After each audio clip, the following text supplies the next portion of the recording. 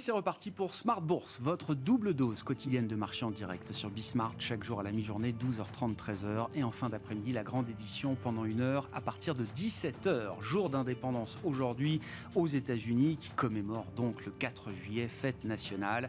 Les marchés américains restent fermés et du coup, l'Europe se traîne un peu. La tendance n'est pas très affirmée aujourd'hui, c'est le moins qu'on puisse dire, avec d'ailleurs des indices européens qui risquent de terminer cette journée en ordre dispersé. On voit une petite baisse pour le DAX allemand, tandis que le CAC 40 à Paris arrive à conserver quelques gains en progression de 0,5%. Deuxième séance de hausse consécutive et carton plein pour l'instant pour ce début de second semestre sur les marchés après la hausse de vendredi.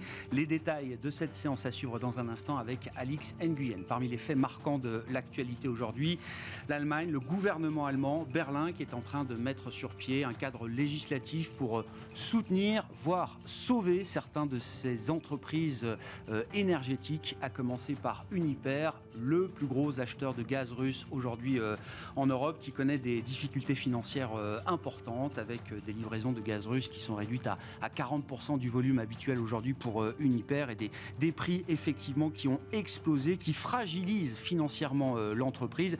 Le sujet est prise au sérieux par le gouvernement allemand. Je vous rappelle qu'il y a quelques jours, le ministre allemand de l'économie, Robert Habeck, parlait d'un risque d'effet Lehman sur le système énergétique européen. Et donc, l'Allemagne est en train de préparer le sauvetage de ces entreprises énergétiques. Nous en parlerons avec nos invités de Planète Marché, avec bien sûr les enjeux de ce nouveau semestre qui s'ouvre sur les marchés.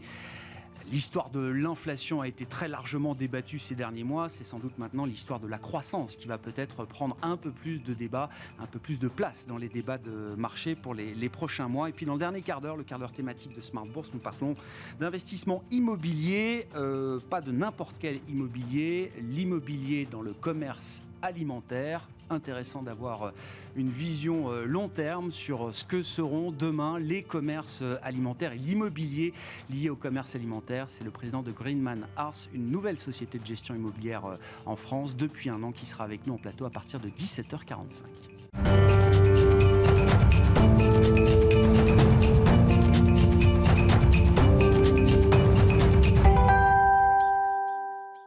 Une séance en Europe qui se termine sans véritable tendance en l'absence de Wall Street. Les infos clés du jour avec Alix Nguyen. L'indice parisien se maintient et entame la semaine dans le vert. On ne relève que peu d'activité aujourd'hui, du fait pour l'essentiel de la fermeture de Wall Street à l'occasion de la fête nationale. Principal soutien du CAC, Total Energy est en nette progression dans le sillage de la hausse du baril de Brent. Plus globalement, l'ensemble du secteur pétrolier est en hausse. Il bénéficie d'achats à bon compte après la baisse de plus de 11% du stock 600 du pétrole-gaz en juin. S'agissant des dernières données en zone euro, les indicateurs sont mitigés. Si l'indice Sentix du moral des investisseurs est au plus bas depuis 2020, il y a aussi en mai le léger ralentissement à 36,3% sur 1 an de la hausse des prix à la production après 37,2% en avril. La hausse mensuelle est cependant la plus faible depuis 15 mois à 0,7%. À noter qu'on attend cette semaine le compte-rendu du comité de politique monétaire de la Fed du mois dernier. Il y aura aussi celle du rapport sur l'emploi de juin aux États-Unis. Dans l'actualité des valeurs aujourd'hui, Technip Energies monte. Le groupe parapétrolier a remporté un contrat auprès d'Afslunt Oslo Celsio pour un projet de capture et stockage de carbone, projet associé à l'usine de valorisation énergétique des déchets d'Oslo. Le montant du contrat est compris entre 250 et 500 millions d'euros. L'ancien patron de la SNCF, Guillaume Pépi, devrait prendre la tête d'Orpea à l'issue de son assemblée générale le 28 juillet. Une annonce qui intervient à quelques jours après l'arrivée de Laurent Guillot à la direction générale. Au-delà de la nomination de Guillaume Pépi, les actionnaires d'Orpea devront se prononcer au sujet d'un renouvellement en profondeur du conseil d'administration. Plastic Omnium annonce la clôture de l'acquisition de 100% d'Automotive Lighting Systems, une transaction annoncée le 25 mars dernier pour un montant intégralement acquitté sur fonds propres de 65 millions d'euros. Et puis Schneider Electric indique avoir signé le 3 juillet l'accord cadre prévoyant la cession de ses activités en Russie à l'équipe dirigeante locale. Demain, focus sera fait sur les indices PMI, notamment en Chine. Tendance, mon ami, 2 fois par jour, les infos clés de marché avec Alix Nguyen à 12h30 et 17h dans Smart Bourse sur Bismart.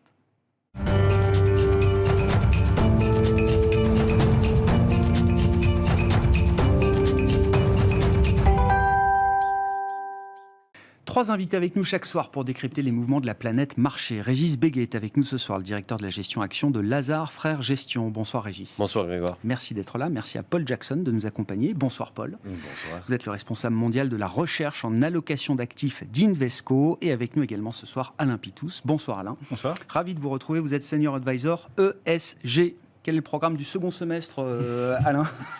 Quels vont être les mots-clés là, du second semestre qui vont marquer l'actualité des marchés? En fait, je pense qu'on va continuer ce qu'on a entamé depuis quelques semaines, c'est-à-dire est-ce qu'on va vers une récession ou pas, à cause des hausses de taux américaines. Donc ça, je pense que ça va être le gros driver de la période, puisqu'en fait, on va peut-être aussi réviser des résultats en baisse pour les sociétés qui sont encore attendus en très forte hausse quand même, ce qui est un peu dissonant par rapport aux enquêtes qu'on peut avoir sur les confiances des ménages, confiance des entrepreneurs, etc. Donc ça peut quand même être on va dire des nouvelles qui vont être discutées pendant les 2-3 mois qui viennent. Quand ça va être calmé, on va avoir de nouveau des discussions sur les politiques des banques centrales. C'est à quel moment la Banque centrale américaine, on anticipait des hausses, mais finalement si la récession s'installe, dès 2023, on a déjà aujourd'hui des anticipations de baisse dès 2023. Donc on va avoir cette chose-là. Et donc il va y avoir tout ce qui a été enclenché depuis quelques mois qui va avoir des effets, c'est-à-dire sur les pays émergents, sur des entreprises fragilisées sur le plan de la dette, etc. Donc en fait, on a un peu... N'oublie pas, mais la hausse de taux de 75 points de base du mois de juin, par exemple, de la Fed, elle n'a pas encore eu d'effet techniquement sur l'économie et Non, et puis en fait, les marchés vont anticiper une réduction de la liquidité des marchés au sens large du terme, que ce soit le système bancaire, etc. Donc ça commence à avoir des effets à droite à gauche.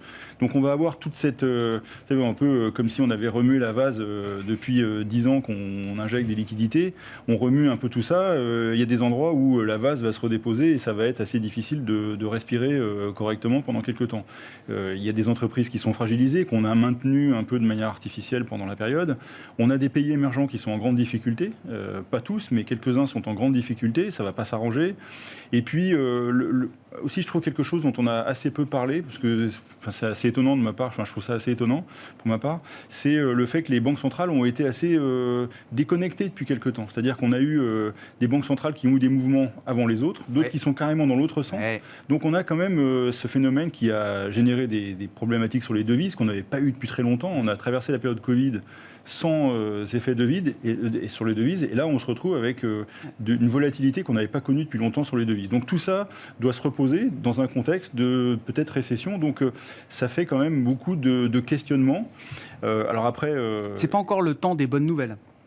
Alors après, il viendra ce temps. Il viendra. Les bonnes nouvelles, les bonnes surprises. On va sortir de là. Je vous calmer tout à l'heure. Vous inquiétez pas. Parce qu'il y a 2-3 thèmes. Je vais vous calmer. Vous inquiétez pas. Faites le malin comme ça. Mais je vais calmer l'ambiance. Non, il y a aussi un truc, c'est que les marchés anticipent. On l'a vu. Les marchés la phase s'était faite de manière assez correcte. C'est-à-dire montée des taux suite à l'inflation, ralentissement, écartement de spread, marché action qui commence à baisser. Enfin, tout ça, ça a été assez logique. Et c'était avant que toute mauvaise nouvelle soit dans les cours, en réalité. Donc, soit divulguée, on pourrait avoir le même phénomène. J'entendais des stats ces jours-ci, c'est-à-dire que tout le monde souligne forte dégradation des marchés de taux depuis historique. Je crois que c'est 1788, on a sorti ça. Je ne sais pas d'où ça sort, mais enfin, il y a ça. 1788. Oui, sur les marchés obligataires américains, on n'a jamais eu une 6 mois aussi mauvais. Et sur les marchés actions, c'est 1970 ou 1968, ça dépend comment on compte. Et les semestres suivants ont été très bons. Donc on peut espérer que les marchés se remettent à anticiper une sortie des banques centrales qui serait plus accommodante. Bon, on peut espérer ça. À court terme. Après, on en parlera aussi tout à l'heure, mais je crois que sur ces niveaux-là, on peut marquer des investissements. On peut refaire quelques investissements sur des valeurs qui ont été très fortement sanctionnées. D'accord. Non, mais déjà, l'idée, c'est que prudemment, il convient d'être peut-être un peu moins adverse au risque qu'on a pu l'être, qu'il fallait l'être en tout cas sur les derniers mois. Il y a des valorisations qui se sont quand même bien calmées, donc des valeurs qu'on a du mal à acheter parce que ça se paye trop cher. Sur la côte parisienne, il y en a quelques-unes, des boîtes très internationales où on a une bonne visibilité, qui se repayent à des niveaux corrects et sans qu'on soit en stress ni sur leur notation ESG, ni sur leur capacité bénéficiaire. Donc à moyen terme, ça peut être des moments qu'on vient marquer un petit peu. Après, je ne dis pas de passer absolument boule, aller me chercher les small cap à travers la planète, mais voilà, c'est un peu des choses qui peuvent être faites en ce moment. Encore une fois, si on arrive relativement bien pondéré, parce que si on arrive un peu trop exposé aujourd'hui, il n'y a plus qu'à attendre. Ouais. Paul, question très ouverte, là aussi, sur les enjeux du second semestre et du point de vue des marchés. On cherche toujours à comprendre ce qui est anticipé, ce qui est pricé, intégré. Est-ce qu'il faudrait que la réalité économique se dégrade encore un peu plus pour permettre une véritable amélioration de la tendance des marchés ? À mon avis, oui. Dégradation économique, mais aussi au niveau des bénéfices. Parce que jusqu'à aujourd'hui, on a plus ou moins rien remarqué sur les bénéfices. Et normalement, selon la recherche que je fais moi-même, entre la production industrielle et les bénéfices, il y a souvent un délai de 6 à 9 mois. Donc, production industrielle baisse premièrement, et puis après, c'est les bénéfices avec un délai peut-être de 6 à 9 mois. Donc, je crois que dans la deuxième partie de cette année, on verra l'impact sur les bénéfices annoncés par les boîtes. Et peut-être à ce moment-là, tout sera dans le prix. Mais j'ai peur qu'entre-temps, on a toujours du travail à faire dans le mauvais sens, qu'il y aura des mouvements négatifs dans les marchés. Mais oui, bien sûr, on a déjà fait une partie du chemin. un pas assez important. Avec 20% de baisse. Mais il y a tout le monde qui me dit moins 20%, ça c'est énorme. Pas vraiment, c'est pas une catastrophe. Étant donné ce qui s'est passé avant. Donc, il y avait une hausse des marchés, surtout aux US, qui était énorme. Donc, il est normal qu'on ait une correction assez importante. Ça reste légitime. Ce qu'on vit sur les marchés, c'est pas quelque chose de complètement... c'est une correction qui reste à ce stade légitime, même si c'est le pire semestre ever depuis le XVIIIe siècle. Non, mais je veux dire, ça reste, au regard des 2 années précédentes, par exemple, ça reste légitime. Oui, mais il faut mettre les choses en relative aussi, parce qu'on a eu une période très difficile pour les obligations. Donc, les taux ont énormément remonté. Donc, en relative, les actions ne sont pas, à mon avis, plus attrayantes qu'au début de l'année. Donc, ça, c'est en termes absolus, oui, peut-être, mais en termes relatifs, pas forcément. Donc, la dette souveraine était pas du tout intéressante au début de l'année, et peut-être c'est devenu...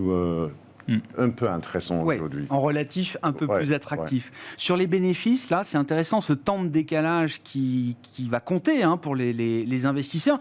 Alors, on va avoir dans les prochains jours le début de la saison de publication des résultats du 2e trimestre. Beaucoup l'attendent avec déjà une certaine anxiété ou appréhension. Mais le pire est peut-être encore à venir au-delà des résultats du 2e trimestre. C'est peut-être pas sur ce 2e trimestre qu'on verra le pire du pire en matière de dégradation des bénéfices des entreprises ? Moi, je dirais pas forcément. Je crois que pendant la reste de l'année, donc il y aura l'impact des prix des matières premières. D'abord, il y aura un squeeze sur les bénéfices. Et puis, il y aura l'impact d'un ralentissement économique. La demande, oui, bien sûr. Qui aura un impact. Donc, ça ne sera pas forcément le pire des moments pour les bénéfices, mais ça ne veut pas dire que l'ensemble des mauvaises nouvelles ne sera pas intégré dans les prix des marchés. Donc, ça arrivera probablement avant le point bas des bénéfices, mais je ne suis pas convaincu qu'on est arrivé à ce stade. Régis, vos commentaires, et puis allons-y, c'est quand même le sujet micro là, qui va animer le mois de juillet avec les résultats du 2e trimestre des entreprises. Oui, alors je suis d'accord avec Paul que les résultats du 2e trimestre devraient être plutôt bons. On a vu quelques tout petits débuts d'avertissement sur les résultats dans des petits domaines, un peu dans les semi-conducteurs, un peu dans les peintures, etc. Quelques petites choses un peu négatives, mais très très marginales. Pour l'instant, on bénéficie quand même encore de cet effet prix, cette inflation dont on parle, dans un premier temps, elle est quand même plutôt favorable aux bénéfices des entreprises dans la mesure où souvent il y a un décalage entre les prix subis des matières premières et la capacité des entreprises à répercuter cette hausse des prix subis sur le prix final. Et donc, dans un premier temps, vous avez quand même plutôt un petit effet d'aubaine qui devrait encore se voir. Tout le monde a eu du pricing power aujourd'hui, Voilà, d'une certaine manière. au deuxième trimestre, en particulier dans des secteurs d'activité qui n'en ont pas depuis des décennies et des décennies, comme par exemple l'automobile, où les pénuries a créé une opportunité de pricing power, ce qui est assez unique en réalité dans l'histoire des 50 dernières années. Donc vous avez quand même un certain nombre d'opportunités. Vous avez dans le domaine bancaire aussi la remontée des taux qui permet quand même certains repricing, etc. Donc je pense qu'on aura un deuxième trimestre qui sera plutôt bon sur le plan des chiffres, mais évidemment assorti d'un discours des entreprises qui risque d'être assez prudent à cause de ce dont on parle effectivement, cette perspective de remontée des taux qui devrait finir à un moment donné par freiner l'économie, mais ça n'a pas commencé, ça a un petit peu commencé, les PMI ont commencé un petit peu à se dégrader en Europe, mais il faut se dire qu'on est dans une conjoncture qui est encore exceptionnellement bonne. Les conditions financières sont nettement resserrées avant même les premières hausses de taux de la Fed, par exemple. Bien entendu. Oui. Mais le taux de chômage aux États-Unis est au plus bas historique à 3,6. Le taux de chômage en Europe, ce qui est plus rare, est au plus bas historique à 6,8%. On voit très rarement des niveaux de chômage aussi bas en Europe. Donc on est encore dans une conjoncture qui est très très bonne. Les États-Unis ont probablement une assez bonne capacité d'ailleurs à absorber cette hausse des taux qui va quand même être punitive et qui va probablement les entraîner dans un ralentissement économique assez fort. Après, est-ce qu'on va tomber dans la récession? Oui, c'est probable, mais plutôt dans la deuxième partie de l'année 2023, etc. On est quand même dans le temps long. Encore une fois, la conjoncture n'a pas encore commencé à se dégrader. Ce qui a commencé à se dégrader, il y a eu aussi au deuxième trimestre, et ça va compter toujours l'effet Covid en Chine, avec ces confinements donc à répétition et sans fin, et dont on ne sait pas trop comment ils veulent sortir. Il y a même eu ces propos terrifiants d'un dirigeant chinois qui a dit que pendant les 5 prochaines années, ils allaient rester très attentifs et ils allaient garder leur politique zéro Covid, ce qui laisse augurer quand même de 5 années un peu compliquées, en tout cas pour la population chinoise et peut-être aussi pour le commerce mondial. Donc il y a aussi cet effet perturbateur-là. Et puis, bien entendu, il y a la guerre en Ukraine, avec ce qui se passe sur le plan des prix de l'énergie, qui fait un petit peu peur à tout le monde, qui fait probablement peur aux chefs d'entreprise, particulièrement en Europe. On n'a pas du tout le même phénomène aux États-Unis. Non. On a eu une hausse du pétrole aux États-Unis, comme partout, mais qui est une hausse qui est quand même relativement supportable. Et en plus, sans l'effet devise, en Europe, on a 4-5 $ le gallon, visiblement, ça commence à remuer un peu. C'est le sujet permanent de Joe Biden aujourd'hui, quand même, le prix à la pompe. Alors que nous, on n'est pas dans la situation de 2007, parce qu'en 2007, on avait le dollar qui était à 1,50. Aujourd'hui, on a le dollar qui est à 1,04.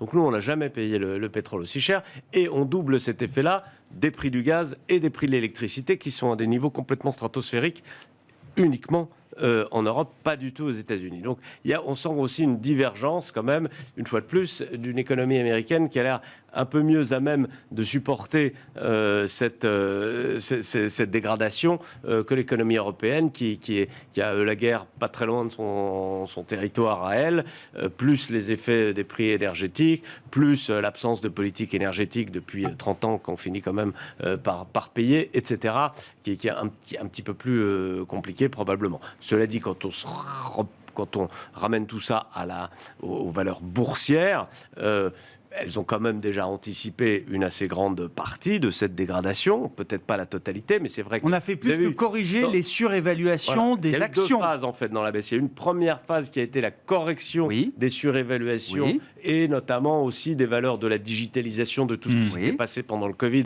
C'était pas seulement une correction d'évaluation, c'était aussi une normalisation des business models. Et puis plus récemment, à partir de la guerre en Ukraine avec une certaine volatilité, une correction sur le cycle, sur l'anticipation donc de cette dégradation de earnings momentum, comme on dit, de dynamique de résultats. Mais cette dégradation, elle n'est à ce stade qu'anticipée. Elle n'a pas du tout commencé, ou presque pas commencé, à se matérialiser. Elle est encore devant, mais le marché en a déjà anticipé une bonne partie. Et c'est pourquoi, effectivement, peut commencer à se dire que, que le marché est sur des niveaux qui sont un petit peu plus raisonnables et peut-être un peu plus intéressants qu'il n'était en début d'année, même si, je pense que c'est un peu tôt quand même encore. D'accord, c'était ma question. Est-ce que ça justifie qu'on y retourne maintenant un petit peu tôt encore. C'est vrai qu'il n'y a pas de risque à attendre. On a face à nous quand même plutôt un flux de mauvaises nouvelles encore à venir. Alors le pire n'est jamais sûr, mais c'est vrai que du côté des taux c'est compliqué, du côté de l'inflation c'est compliqué, du côté des déficits c'est compliqué, du côté des prix énergétiques. Alors il y aura peut-être des solutions qui vont être imaginées quand même sur l'énergie, mais c'est vrai qu'on voit pas beaucoup de bonnes nouvelles à l'horizon quand même. Même si, alors, Alain, des bonnes surprises, je ne sais pas. La bonne surprise, ça pourrait venir juste des marchés, qui se mettraient à un peu anticiper une sortie plus positive. Mais c'est vrai que tout ce qui a été dit n'est pas très optimiste. Après, sur les 20%, il y a des secteurs qui ont quand même très, très, très largement plus souffert que ça. On a tout ce qui est tech, qui a pris quand même un bon 50%. On est, par rapport au mi-novembre où on était dans les plus hauts, on a quand même fait un recul extrêmement violent. Et d'autant plus violent que vos résultats a été médiocre. Donc tout ça a quand même été particulièrement bien nettoyé. Après, il y a des poches, effectivement, où il y a encore des craintes à avoir. On n'a pas fini l'ajustement, mais je pense que si le ralentissement se concrétise, et qu'on commence à anticiper. Les anticipations sont dans le marché, c'est 75 BP de baisse des taux américains en 2023, ce qui n'est pas tout à fait ce qu'on entend dans les médias depuis quelques semaines. À ce moment-là, les marchés pourraient commencer sur les segments qui ont le plus souffert et qui ont de la visibilité, recommencer à se dire que le plus dur est passé. Mais encore une fois... le marché obligataire a changé de régime quand même, effectivement, depuis... Alors, le marché obligataire des emprunts d'État, souverain. Je disais Paul tout à l'heure, c'est les autres, ça continue à quand même pas être triste et les investisseurs demandent une prime plus importante, que ce soit sur le high yield, que ce soit sur les emprunts d'État, sur les emprunts émergents au sens large du terme. C'est visiblement très compliqué de traiter sur le crédit. Il y a vraiment peu de liquidité quand on veut passer des gros blocs, des ordres, c'est compliqué. Il y a des questions aussi des banques centrales qui, d'une manière ou d'une autre, permettaient d'avoir une liquidité pour acheter tout ça, qui s'est quand même sérieusement calmé. Donc, je pense qu'il va y avoir un tamis, c'est-à-dire que le redécollage, il se fera d'abord sur les entreprises qui vont avoir des guidance plus positives. Même s'ils marquent par des résultats en disant ça va être un peu moins bon, etc. Mais 2023-2024, ça devrait être un peu meilleur, ou au moins arrêter de se dégrader et recommencer à performer. Mais il y a pas mal d'entreprises qui ne vont pas pouvoir dire ça. Des entreprises qui sont très liées à des éléments extérieurs et qui en souffrent, qui ont un endettement important, qui ont des refinancements à faire. Ces entreprises-là ne vont pas pouvoir raconter quelque chose de très positif. Et ces entreprises-là, aujourd'hui, ont du mal à accéder au marché. Pour peu qu'en plus, alors je souris en disant ça, mais pour peu que leur notation ESG soit pas très bonne, elles vont se retrouver dans un segment qui est mal vu. Et là aussi, on va voir... Moi, je pense que c'est le point clé, c'est la gouvernance des entreprises. C'est-à-dire que les gouvernances d'entreprises où il y a des difficultés de gouvernance en ce moment, c'est pas le moment de ne pas avoir la main ferme sur le manche, clairement. Donc, les entreprises qui sont en refonte, etc., c'est des moments extrêmement difficiles. Donc, le marché, il va être discriminant. Et c'est un moment de discrimination très fort. Enfin, on le sait, les moments de discrimination sur les marchés, c'est les périodes d'inflation. Donc on est en plein dedans, les périodes de guerre, c'est pas mal. On a ça aussi. Et puis les périodes de révolution technologique. Alors on la voit pas trop venir sur l'énergie. Enfin, on commence à distinguer pas mal d'endroits où on se dit tiens, il pourrait y avoir ça mais c'est pas tout de suite. Et tout ça fait des gros arbitrages, des grosses rotations sectorielles, etc. C'est pour ça que je suis moins négatif, c'est-à-dire que il va y avoir ces arbitrages, cette discrimination. Il ne faut pas être dans les mauvais endroits de la discrimination, ça c'est clair. Par contre, ces endroits-là, il en reste encore un peu, parce que normalement, on l'a vu en 2008, les périodes difficiles, c'est du moins 80% sur les entreprises qui sont concernées. Et il y a plein d'endroits, on a déjà fait on l'a vu ça. Oui, mais pas partout. Enfin, il y a des endroits, il en reste. Là, les gens n'ont pas encore réalisé la problématique d'endettement. C'est-à-dire que ce que ça va l'endettement, le refinancement de ces entreprises, comment ils vont faire quand on avait juste un problème de spread un peu plus élevé, mais qu'on se finançait quand même, c'est pas très grave, parce que le levier est énorme. Mais là, comment vous faites si vous n'avez même pas accès au marché, quoi. Donc ça, c'est quand même un problème qui peut faire des discriminations. Alors si ça reste marginal, c'est pas très grave. Hein. Mais si c'est dans les... Vous savez, souvent on dit dans les marchés obligataires, quand on a le high yield, on a des taux de rendement tellement importants que ça permet de compenser quelques défauts. Oui. Si c'est quelques défauts, c'est pricé. Mais si c'est trop de défauts, ça peut devenir... Le portefeuille ne tient plus. Le portefeuille, et puis après, les problèmes de liquidité en cascade que ça génère. Donc voilà, je ne suis pas en train de dire ça va être nettement meilleur, mais il peut y avoir des poches... de risque, très forts à côté de marchés qui vont être un peu meilleurs. Quoi. Bon, des marchés dispersés. Ah oui, ça c'est va vrai être que très ça, c'est le dispersé, thème de la dispersion très très fort. Vos commentaires, Paul, et puis cette idée de la récession, parce que j'aimerais bien qu'on précise un petit peu les choses. C'est quasiment certain désormais que le deuxième trimestre aux États-Unis verra une nouvelle contraction du PIB. En tout cas, j'ai vu l'ISM de vendredi qui n'était pas très bon. On voit le modèle Nowcast de la Fed d'Atlanta qui est quand même assez négatif sur le PIB du deuxième trimestre, qui sera publié dans quelques dizaines de jours à peine. Hein. Donc on arrive quand même, on a passé le bout du deuxième trimestre. L'idée d'une récession technique, c'est ce que le marché attend, ou quand on parle de récession aux États-Unis, c'est plus en lien effectivement avec le taux de chômage qui remonte, au-delà de 4% peut-être, 4,5%. Est-ce que c'est ça qu'on prévoit et qu'on attend peut-être pour la suite ? À mon avis, c'est assez compliqué parce que le PIB du premier trimestre était, si on regardait les chiffres de base, c'était un trimestre normal. Mais il y avait un impact négatif énorme venant des exportations nettes. C'est vrai. Et ça ne sera pas répété, à mon avis. Donc, malgré le fait qu'il y a eu une dégradation dans la consommation et peut-être dans l'investissement, il se peut que le PIB, la croissance peut être positive parce qu'il y aura ce rebond, il n'y aura pas cet impact négatif de la balance commerciale. Donc je crois que c'est assez compliqué.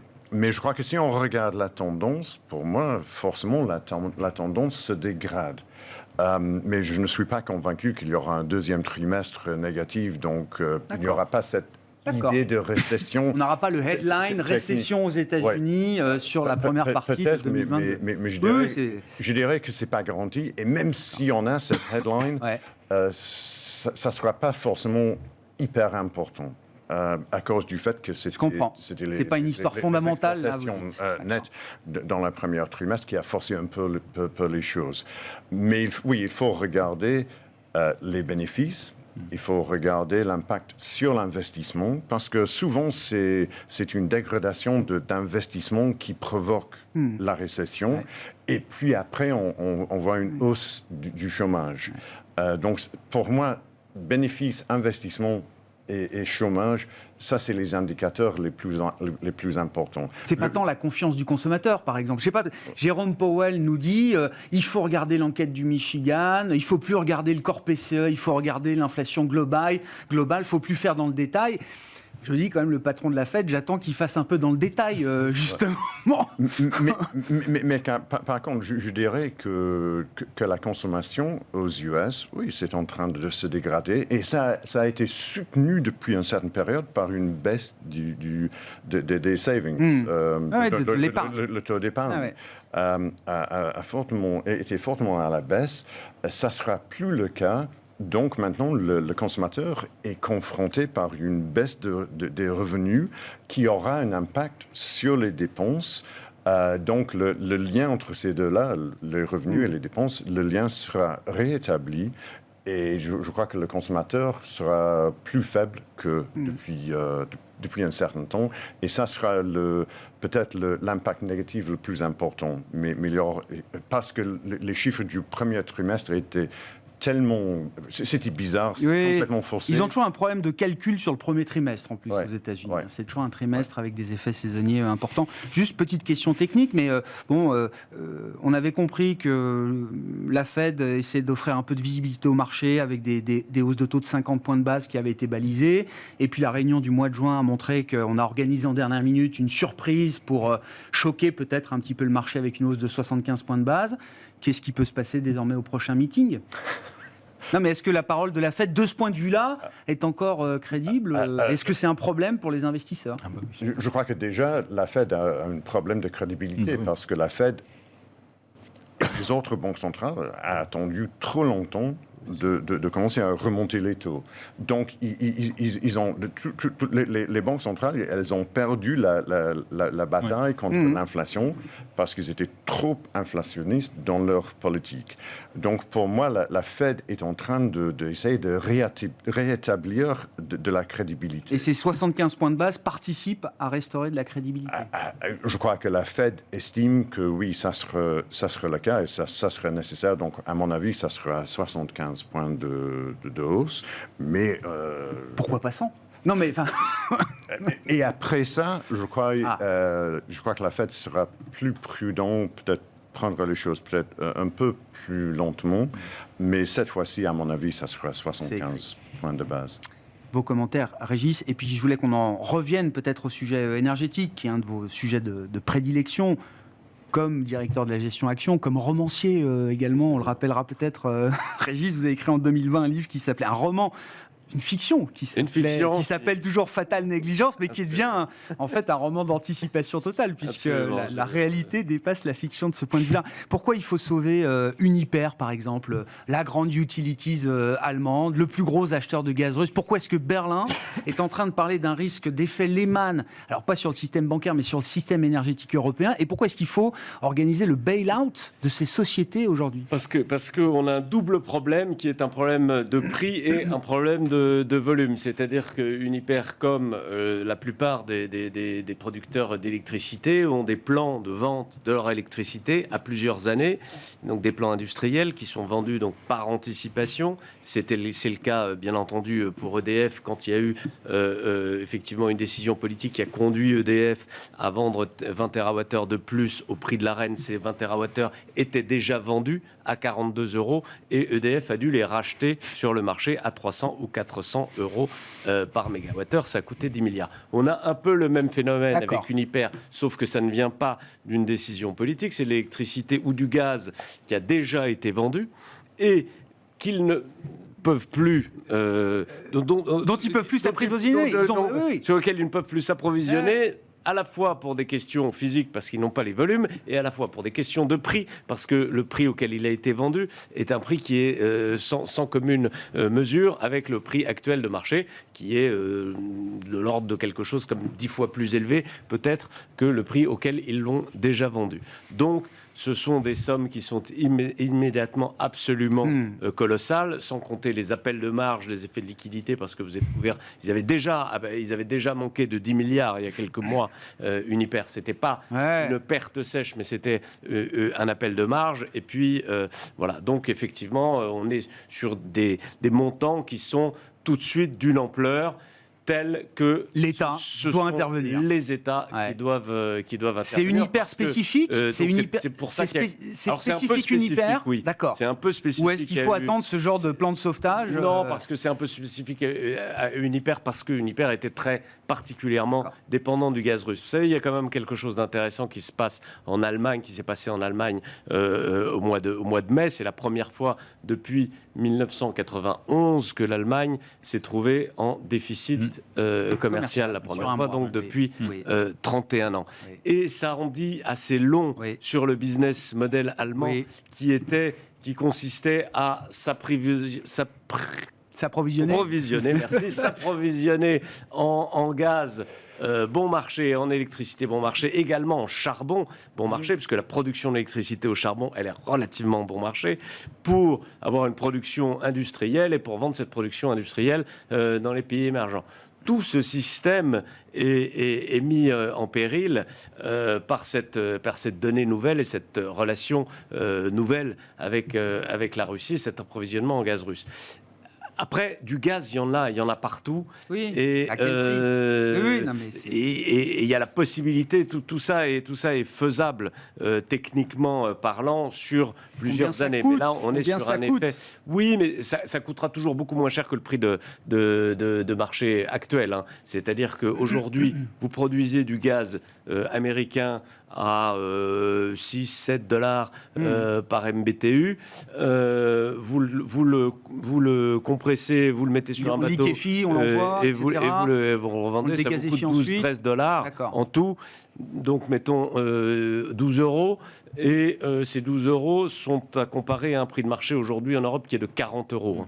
Donc, je veux dire, vous avez très largement de la marge de manœuvre pour mettre en opération tout ça. Mais ça prend quelques années et ça remet évidemment en profondeur en cause le modèle allemand qui a en plus décidé de sortir du nucléaire. Donc tout ça est effectivement une histoire assez cocasse. J'ai revisionné le trailer de Fatale Négligence, donc c'est crise climatique, pic de consommation énergétique, rupture d'approvisionnement. Ça se termine comment le roman se termine quand même plutôt bien, mais on passe par des moments qui sont pas du tout sympathiques. Et c'est vrai que dans Fatale Négligence, l'origine du phénomène, c'était un phénomène climatique qui s'appelle le Moscou-Paris.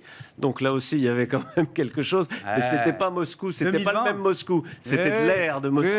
Oui, j'entends bien. Non, mais il faut lire le romancier Régis Béguet et les notes de marché de la gestion. Mais je n'espère pas quand même que le roman se traduise en événement parce que c'est pas très marrant. Oui, mieux vaut que ça reste un roman de ce point de vue-là. Sur le climat, là, j'étais marqué par une grande divergence qui est en train de s'installer entre l'Europe et les États-Unis, Alain. Donc l'Europe avance, je voyais au Parlement européen, alors c'est le Parlement européen, on valide l'extension du système d'échange d'émissions, la taxe carbone aux frontières, la BCE aujourd'hui multiplie encore les initiatives pour intégrer le risque climatique dans la gestion de sa politique monétaire. Ça va devenir une partie prenante qui va déterminer la politique monétaire de la Banque Centrale Européenne. Aux États-Unis, la Cour suprême, qui a été très active ces derniers temps, nous dit que l'administration chargée de la protection de l'environnement n'aura pas tous les pouvoirs qu'elle désirait pour faire le grand coup de balai énergétique et avancer sur la transition. Alors, voilà, on n'a qu'à regretter ça, c'est un fait. Après, ce qu'il faut voir aussi, c'est que les entreprises bougent un peu quand même, c'est-à-dire qu'elles prennent des mesures, c'est-à-dire qu'elles annoncent des choses qu'elles n'annonçaient pas en Europe et aux États-Unis en particulier. Regardez comment c'était il y a 5 ans, regardez comment c'était il y a 3 ans, et maintenant, je trouve que les entreprises annoncent des choses sur la transition énergétique. Donc les États peuvent... Elles vont au-delà de ce que le cadre... Oui, d'accord. Elles front-run quand même, elles anticipent. Tout à fait. Au-delà de la réglementation actuelle. Au-delà de la réglementation, autant on va laisser des entreprises faire ce qu'elles veulent. Ça, c'est la Cour suprême qui le décide. Des États qui sont dépendants de certaines entreprises et qui ne veulent pas les pénaliser, donc ils vont les laisser faire.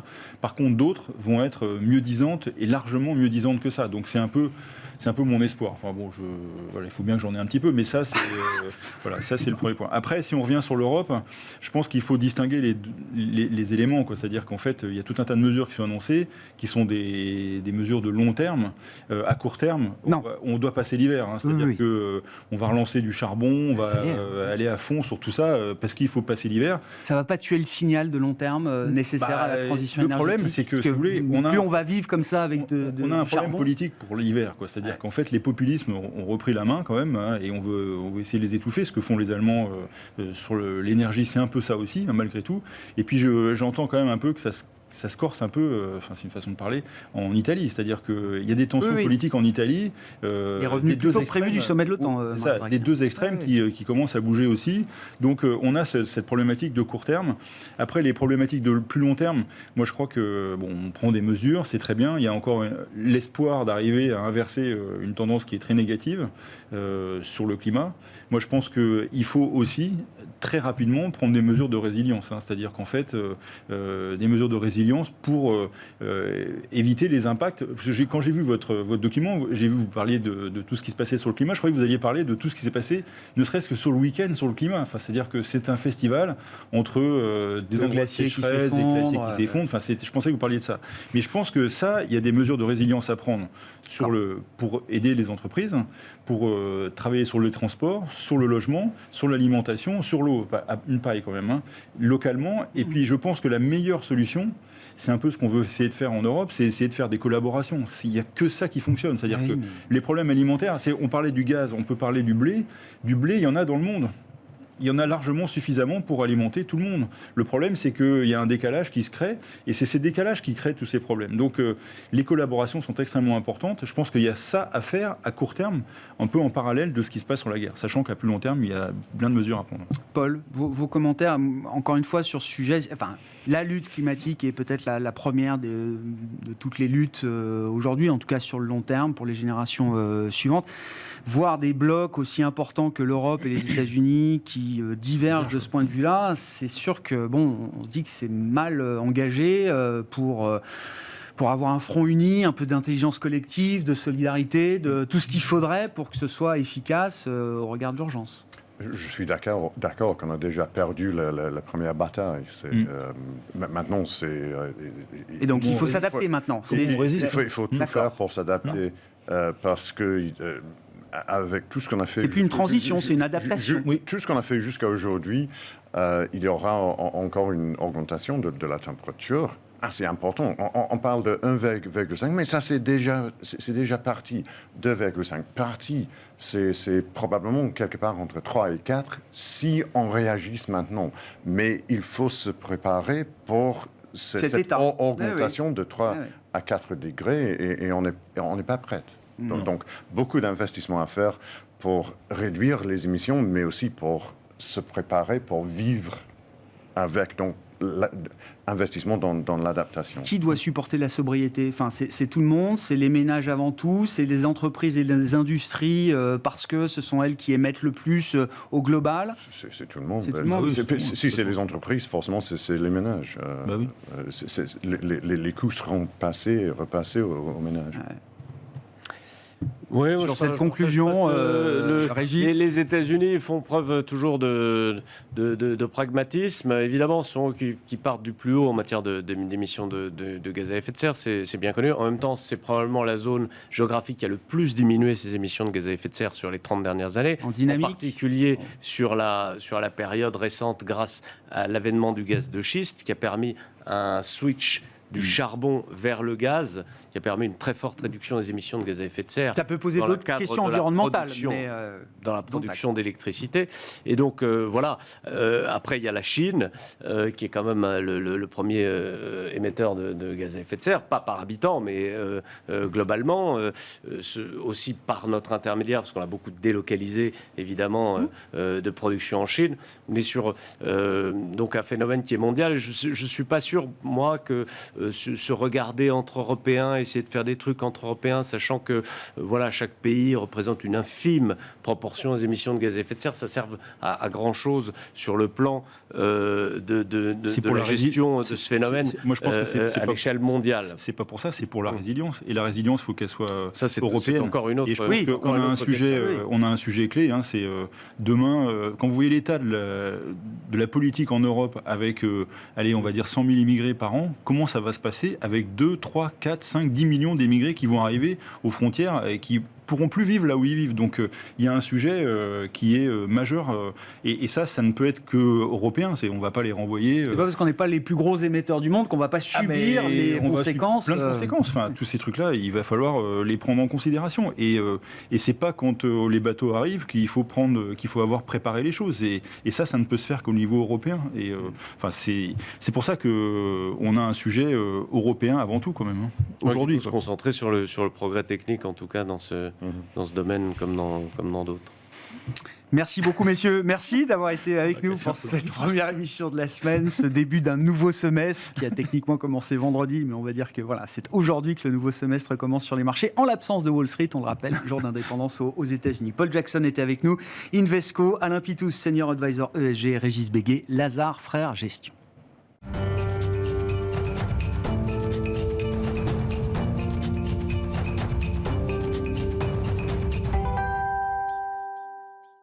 Le dernier quart d'heure de Smart Bourse, c'est le quart d'heure thématique. Nous parlons d'immobilier ce soir et plus précisément d'immobilier lié au commerce alimentaire. C'est l'expertise de la société de gestion immobilière Greenman Ars et son président est avec nous en plateau. Abhishek Jha, bonsoir. Bonsoir. Merci beaucoup d'être avec nous. Bon, juste un mot quand même de Greenman Ars, il faut le rappeler, qui est une société de gestion immobilière, donc filiale d'un grand groupe qui s'appelle le groupe Greenman, voilà, qui est la filiale française dédiée à la gestion immobilière et encore plus puisqu'elle avez spécialisé, je le disais, dans l'immobilier de commerce alimentaire. Vous allez nous expliquer pourquoi vous avez choisi, pourquoi cette expertise est une expertise chez vous aujourd'hui. Ça fait 1 an que vous êtes présent en France, c'est ça, Abhishek? Exactement, ça fait 1 an qu'on s'est lancé. Et un premier fonds qui a été ouvert en janvier dernier. En janvier 2022, exactement. On a lancé la SCPI GMA Essentialis en janvier 2022. Dédié au commerce alimentaire. L'immobilier de commerce alimentaire. Pourquoi ce thème précisément? Il n'y a pas un immobilier, il y a des immobiliers évidemment, Abhishek. Pourquoi c'est ce thème-là qui vous intéresse particulièrement? Premièrement, le groupe Greenman est spécialisé dans l'immobilier de commerce alimentaire depuis 17 ans. Donc on a beaucoup d'expérience en Allemagne. Et puis on a vu qu'il y avait cette opportunité. On connaît très bien le marché de commerce alimentaire, on connaît les 10 premiers acteurs d'Europe très bien, on connaît comment ça marche, comment ils réfléchissent. Donc pour nous, c'était une évidence de rentrer dans le marché français et se lancer exactement dans ce thème-là et répéter le modèle qu'on a déployé en Allemagne et qui est une réussite. Force et faiblesse du thème du commerce alimentaire. Il faut peut-être regarder sur différents horizons de temps. C'est quoi les forces structurelles de l'immobilier de commerce alimentaire quand on investit alors sur des horizons de temps qui sont parfois de 10 ans, hein, quand on parle d'immobilier, Abhishek, et puis peut-être à court terme, comment vous regardez la conjoncture et le phénomène inflationniste qui a un impact effectivement sur les grands groupes de distribution et pourquoi pas sur la partie immobilière pour ces groupes de distribution? Absolument. Oui, en fait, l'alimentaire, c'est le besoin primaire des gens. Nous, on réfléchit vraiment à long terme, donc notre raisonnement, c'est 10 ans, 15 ans, 20 ans. Nos locataires, ils sont pareils.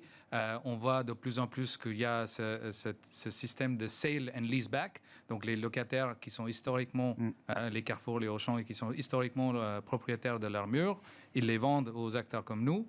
Mais derrière, ils signent des baux long terme avec des périodes fermes pour sécuriser leur remplacement.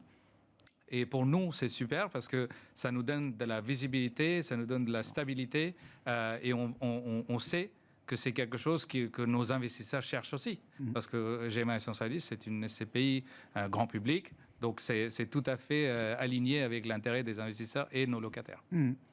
Sur la conjoncture actuelle, et notamment, alors ça fait partie des mesures qui sont ouvertes aujourd'hui, par exemple, par le gouvernement français, l'idée qu'on va bloquer la progression des loyers immobiliers. C'est vrai que l'immobilier a cet avantage souvent d'avoir des loyers indexés sur l'inflation. Là, le but étant de lutter contre l'inflation, on va essayer de limiter la progression des loyers. À court terme, est-ce que c'est un point gênant quand même pour l'investissement immobilier en général et spécifiquement pour l'immobilier de commerce alimentaire? En fait, les baux de commerce alimentaire, au moins, en tout cas les baux que nous on signe, ce sont des baux qui sont indexés avec des indices qui sont un mélange de l'indice de 2 ou 3 indices. Donc ça protège quand même contre l'inflation. Là où ils ont décidé de caper l'indexation, c'était plutôt pour la partie résidentielle et dans un contexte très spécifique. Alors que nous, c'est des baux commerciaux, c'est classique. Et l'avantage, c'est que oui, c'est indexé chaque année. Et vu que nos enseignes, nos locataires, ils résistent mieux la crise, l'inflation, des environnements inflationnistes, nous, on pense que ça va rester assez stable et on va progresser avec l'inflation en termes de loyer et la collecte. C'est quoi la vision que vous avez du fonctionnement et de l'équilibre du commerce alimentaire sur les prochaines années, dans le prochain cycle, entre les murs, enfin le physique traditionnel, entre la partie e-commerce, logistique, on a vu aussi l'essor du quick commerce, tout ça implique effectivement l'apparition peut-être d'un nouvel immobilier de commerce alimentaire également, Abhishek. C'est des tendances qui vous intéressent, que vous cherchez à capter également? Absolument, ça nous intéresse beaucoup. Évidemment, ce sont des questions qu'on nous pose tout le temps, les investisseurs, les partenaires, tout le monde. Et on voit que, en fait, à la fois nos locataires, ils s'adaptent vraiment très très bien et très très vite aux besoins en ligne, etc. Par exemple, l'e-commerce pendant la pandémie, quand tout était fermé, les supermarchés étaient ouverts et on a vu qu'on a dû adapter les unités, les supermarchés pour le click and collect. Par exemple, c'est une tendance qui a explosé en France. Et cette offre-là, chez les grands retailers, elle est satisfaisante aujourd'hui? Oui, Oui. à la fois elle est satisfaisante et à la fois quand on parle de quick commerce par exemple, on voit qu'en fait le modèle de quick commerce ça a marché, donc il y a eu beaucoup d'investissements de venture capital dedans et maintenant quand on regarde il y a des acteurs qui disent oui en fait on est en train de rechanger notre business model et donc en fait le quick commerce je ne dirais pas que c'est une tendance, mais en fait, le business model n'est pas mûr encore. Donc, on verra, on observe vraiment de très près comment ça va évoluer. Mais en tout cas, ça n'a pas vraiment beaucoup d'impact. C'est ça ce qu'on a observé sur les 2 dernières années. Ça n'a pas disrupté le marché. Non, pas du tout. En fait. Pas encore. Pas encore. Pas encore. Exactement. Il y a un point qui vous intéresse beaucoup quand il s'agit de créer de la valeur dans les murs et dans l'immobilier de commerce alimentaire. C'est plus qu'un concept. Aujourd'hui, c'est une réalité. Ce qu'on appelle les fermes verticales. Là, vous avez une conviction importante dans ce domaine-là. C'est quelque chose qui est déjà une réalité pour vous, pour vos clients aussi de la SCPI, GMA Essentialis. C'est quelque chose qu'on peut retrouver dans vos investissements ? Oui, dans le groupe Greenman, on a une société qui possède les fermes verticales et c'est un concept qui nous plaît. On regarde vraiment de près et on est en train de développer cette activité dans le groupe. Et évidemment, il y a des réglementations dans des SCPI. En France, on doit quand même regarder dans les détails comment déployer cette activité en France, mais on a l'avantage d'avoir cette activité dans le groupe. Donc, dès qu'on aura clarifier le point et on aura mis tout le process de suivre la réglementation en place, on pourra le déployer dans nos sites, dans nos actifs. J'entends. Donc c'est un sujet de réglementation aujourd'hui, plus que de questionnement sur la source de valeur qu'on peut aller chercher à travers ce type de service ou d'activité complémentaire, on va dire. Exactement. En fait, c'est l'économie circulaire, c'est les produits qui sont produits dans des fermes verticales sont beaucoup plus frais, c'est beaucoup plus bio. En fait, les fermes verticales, on peut avoir plusieurs niveaux et c'est des microclimats. En fait, donc, et c'est complètement fermé, donc il n'y a pas de pesticides, il n'y a rien. On a de l'eau qui recycle, donc on utilise 90% moins d'eau, etc. Donc c'est très durable. Donc on n'a pas de doute là-dessus. On sait que c'est un modèle qui doit marcher. C'est juste la réglementation qu'on doit mettre en place pour pouvoir les utiliser.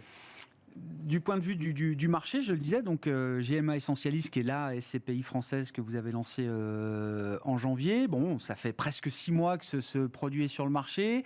Quel est le bilan d'étape que vous tirez à ce stade, Abhishek ? Oui, on a eu un très bon démarrage. En 6 mois, on a collecté 17 millions d'euros et on a déployé le premier ticket en France. On a acquis 6 supermarchés de Carrefour. On est en train de regarder des opportunités pour acquérir potentiellement les prochains actifs en Allemagne. Donc on a eu un bon démarrage et on pense qu'on va pouvoir continuer ce momentum. On a un pipeline de plus de 100 millions d'euros dans les 2 pays. Donc il y a de quoi faire. Il y a un appétit, il y a un appétit du marché pour ce type d'investissement aujourd'hui. Quel type de rendement on peut attendre ou quelle est la place qu'il faut peut-être donner à l'immobilier commercial alimentaire spécifiquement? Encore une fois, il n'y a pas un immobilier, il y a des immobiliers dans son allocation d'actifs, avec quel type de rendement, quelles caractéristiques est-ce qu'on peut attendre de ce type de produit? Je pense que nous, on a vu que quand je dis on a collecté 17 millions, on a aussi essayé de regarder quel type de profil d'investisseur qu'on a. Et on voit que c'est souvent, c'est beaucoup de foyers, beaucoup de particuliers français. Et évidemment, moi, je pense qu'il faut avoir l'optique de long terme. Et il faut avoir une partie quand même, il faut allouer une partie importante, surtout pendant les périodes où il y a des hauts et des bas, etc., dans les marchés financiers, etc. Là, nous, ce qu'on offre chez GMA Essentialis et ce que GMA essaye de faire, Greenman Art essaye de faire, c'est de chercher de la stabilité à long terme. Et vu que nos locataires résistent mieux, nous, on signe des beaux long terme avec eux. Donc, normalement, et on gère bien nos actifs. Donc, c'est une vision long terme. Donc, c'est ça ce qu'il faut garder en tête. Apporter de la stabilité, de la visibilité dans ces investissements. Comme vous dites, la question sur le rendement, l'objectif, c'est d'atteindre 6% par an. On a distribué le premier trimestre. On va distribuer la semaine prochaine pour le 2e trimestre. Donc, on est bien placé pour distribuer aux alentours de 6%. Merci beaucoup Abhishek d'être venu nous voir pour évoquer donc ce segment de l'immobilier de commerce alimentaire qui est l'expertise dans le groupe Greenman et de Greenman Art qui est la filiale française, société de gestion immobilière présente en France depuis 1 an. Abhishek Jha, le président de Greenman Art qui était l'invité du quart d'heure thématique de Smart Bourse ce soir.